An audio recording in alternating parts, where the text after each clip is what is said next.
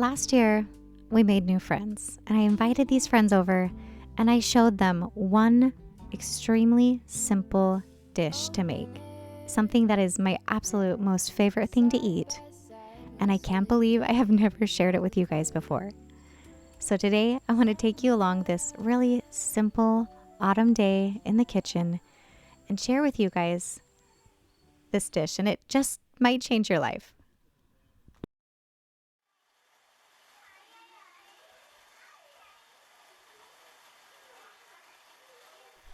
The day started out much like any other day, except the baby has been exceptionally fussy. I think she hasn't been feeling well.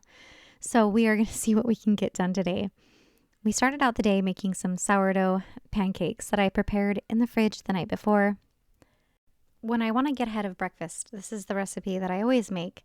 So the night before, I put together 1.5 cups of milk, mix that with 1.5 cups of whole wheat flour, and 1 cup of sourdough discard. And then in the morning, after that has fermented all night long, I add the rest of the ingredients.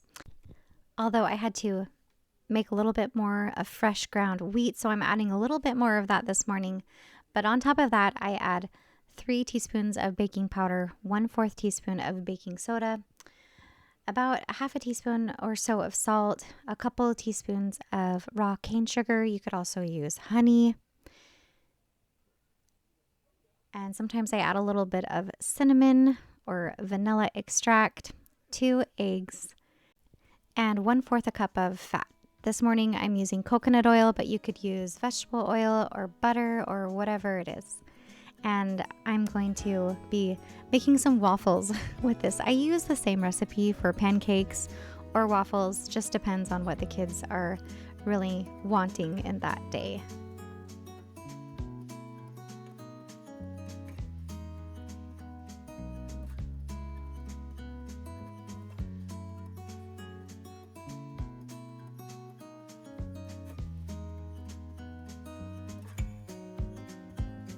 At the turn of the seasons, when the weather is changing, there's a lot of sicknesses that are going around.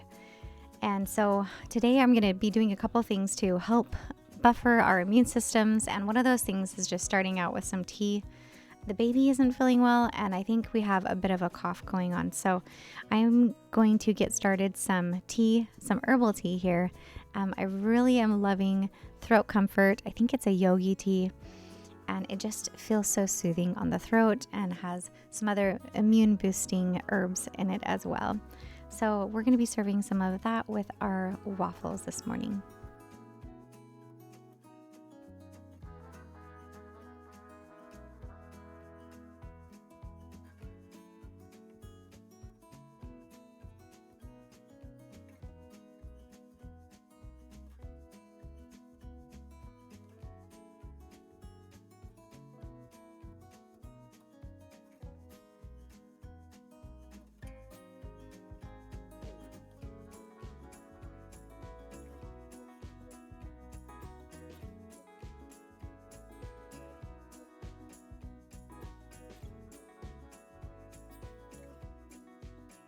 Some of you have asked how our first year of homeschooling is going, and it's going well. To be completely honest with you, it's probably one of the hardest things that I've ever had to do. But I also love it. I love the time that we have together, and I love being able to share these experiences with my kids. And I also love being able to feed them nutritious and good foods and be able to take the time to just really nourish my kids, if that makes sense. And so most of the day we have been doing our studies. Homeschool takes up a good chunk of the day. And so lunches have to be pretty convenient and pretty easy. A lot of times we're just eating leftovers, but today we are making some nachos because I have some beans and a few things left over from the night before when we had some tacos. And so I'm just going to pull out some organic blue corn chips and put those on a cookie sheet, cover them with our leftover beans and cheese, and put that under the broiler and let that roast. And then I'm just going to throw some other toppings on there as well. I'm going to run out into the garden and get a few fresh tomatoes, because the garden is still producing tons and tons of tomatoes. And I guess it will as long as the weather is warm and that sun is still shining.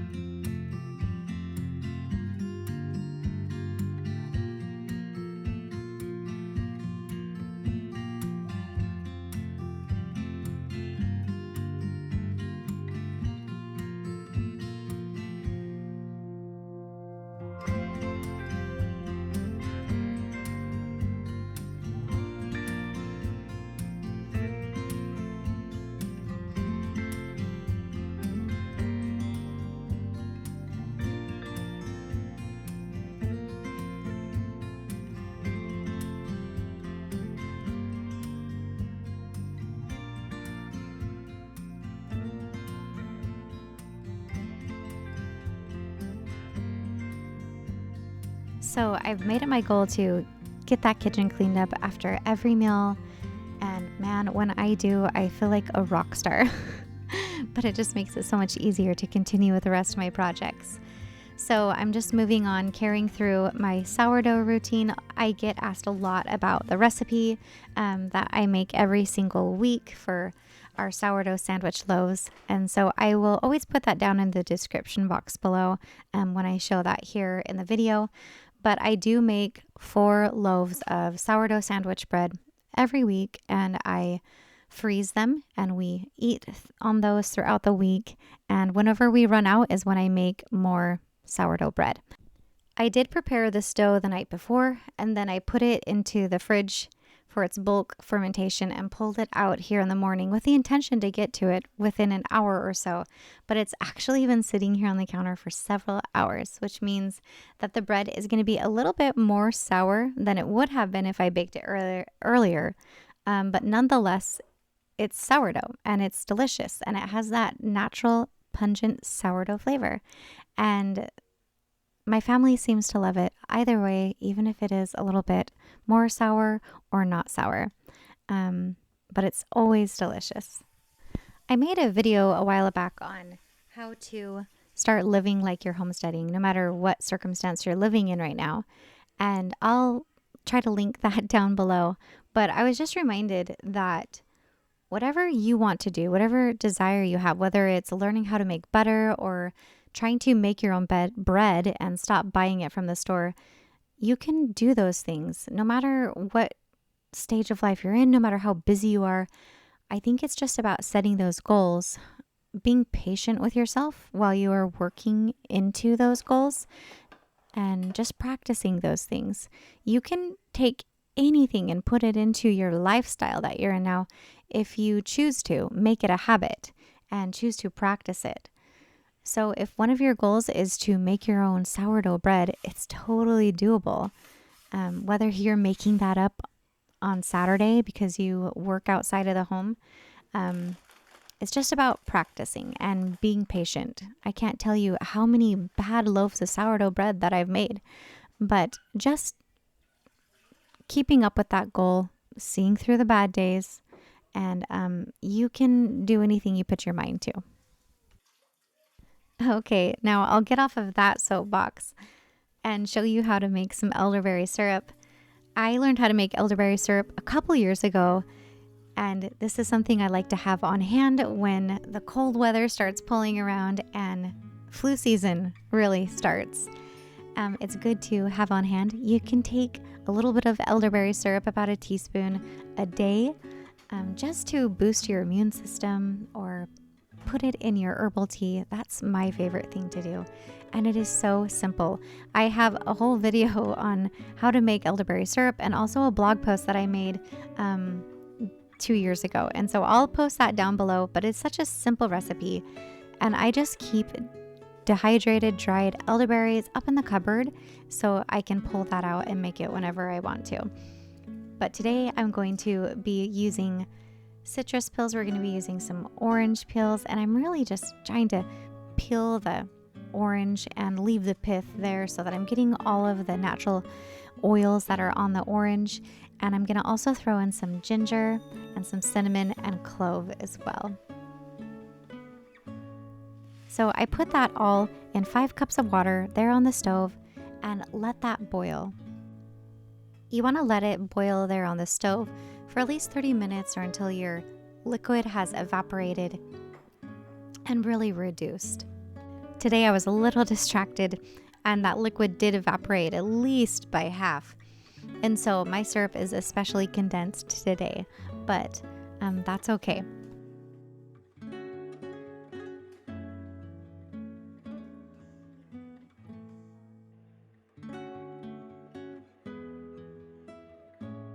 Speaking of the changing seasons, I feel like our babies and our children are always changing, and they really are. They're never in the same season for very long. And I find that putting her in the wrap is the only way that I can get a lot of things done these days.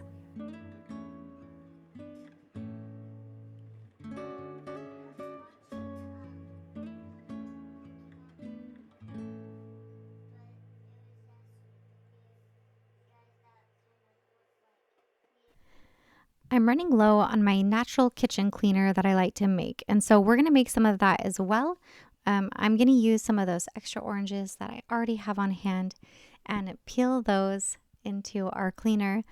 But today we're going to make a fall scented cleaner.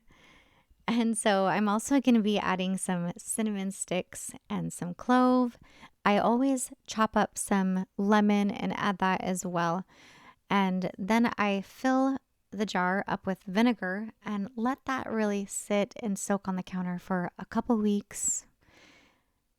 And then we're going to have this really yummy, delicious smelling fall scented cleaner. If you have any pine branches around, you could also start storing some of those pine branches, and you could make your own pine scented cleaner as well. That would be great for Christmas. So after a week or two of this sitting and soaking on the counter, it's ready to be put into a spray bottle. So I usually strain all of those ingredients off, put it into a spray bottle. You can dilute it down with some water because it's pretty highly concentrated. And I like to add a non-scented multi-purpose cleaner just on top of that for extra cleaning. You could add a little bit of Castile soap if you want to, or you can just use that plain vinegar. But I use it on the kitchen counters. I use it in the bathroom, wherever you want to use it. But it's a nice natural option.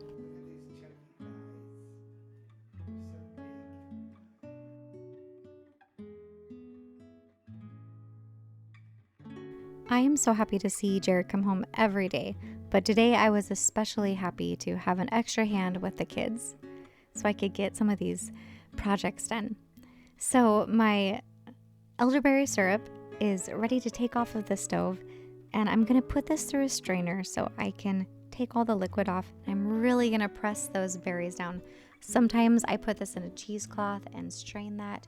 Today I was in a hurry, so I just put it right in the strainer and pressed all those juices down. Then I'm going to be adding 3/4 a cup to 1 cup of honey. It just depends on how much you want to go there. Honey also makes the syrup very sweet, which makes it a little bit more pleasant to give to kids. And like I said, I love putting it into my herbal teas as well as a sweetener. So I'm going to put some of this elderberry syrup in this flask and put that in the fridge. Another thing I like to do also is put it into some ice cube trays and have that in the freezer to just drop into cold drinks as well.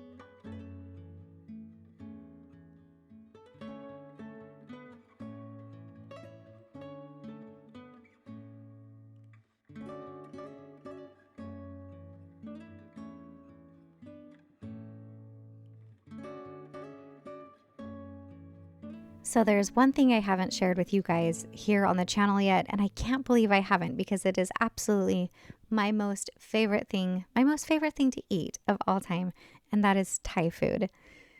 When we moved to Wyoming and we lived in super small towns, we were away from all major cities and definitely far away from Thai food.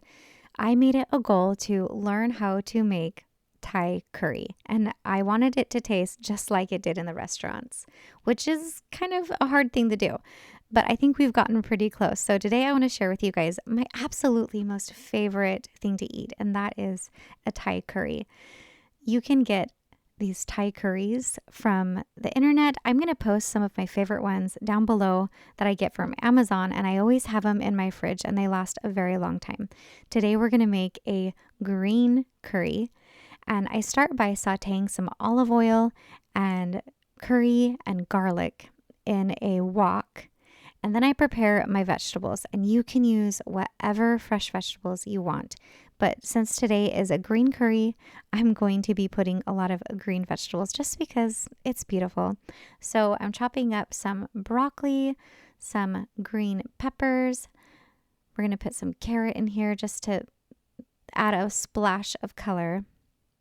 The next ingredient we're going to be adding is coconut milk. I'm going to be using some full fat coconut milk that I got from Trader Joe's, but get a nice quality coconut milk. And really the standard for serving sizes is 2 people. The standard for serving sizes for this recipe is that 1 can of coconut milk is good for about 2 people, but 2 cans of coconut is good for about 4 to 5 people. So that's what I'm going to be using today. When it comes to the coconut milk, you only want to cook half of it since it is altered in the cooking process. So if you really want that fresh coconut flavor, you're going to need to add some fresh coconut milk at the end. So we're only going to be cooking half of our coconut milk here. So I'm adding 1 can of coconut milk to my skillet, and I'm going to cook all of my vegetables in that coconut milk with a couple teaspoons of sugar.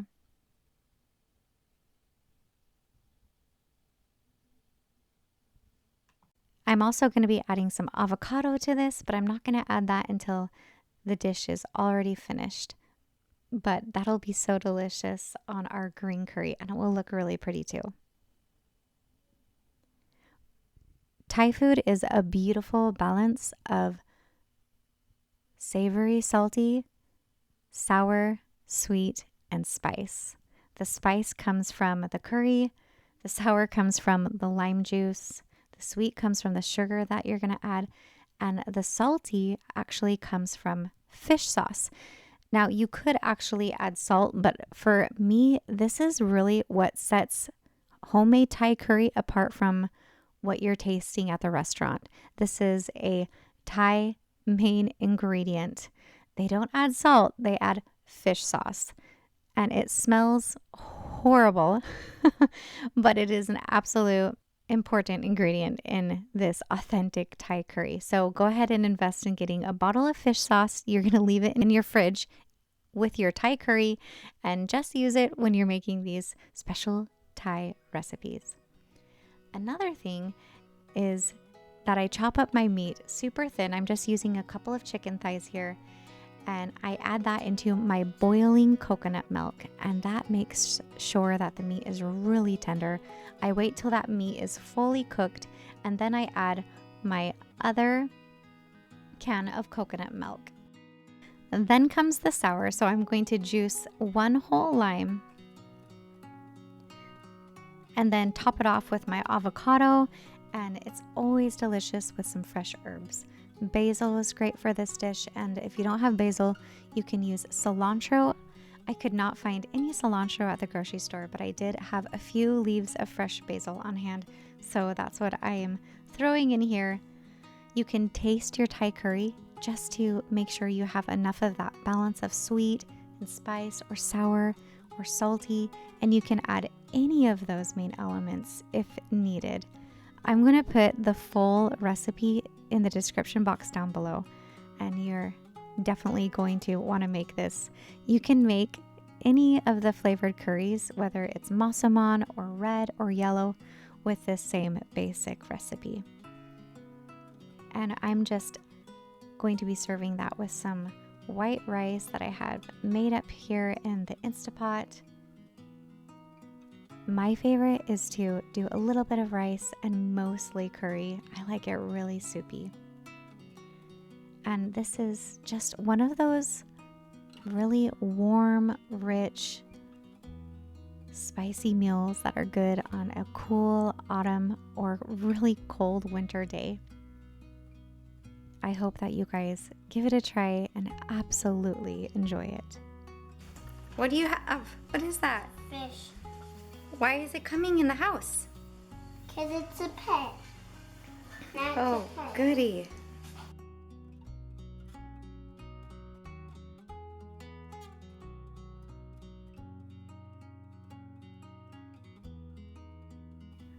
Oh, don't worry. We have returned that fresh crappie back to the pond. He'll be much happier living out there in the pond than here in the house, and so will I. Now that the day is done, I am going to enjoy a cup of herbal tea with our fresh elderberry syrup and sit on this front porch and snuggle up to this fussy baby. All of the recipes for today's video will be in the description box down below. Make sure to press that like button, and if you haven't already, push the subscribe button and the bell notifications that you know whenever I get a new video out. I love hearing what you guys have to say, so go ahead and leave me a comment down below so we can keep chatting, and I will catch you guys next week. Love you lots.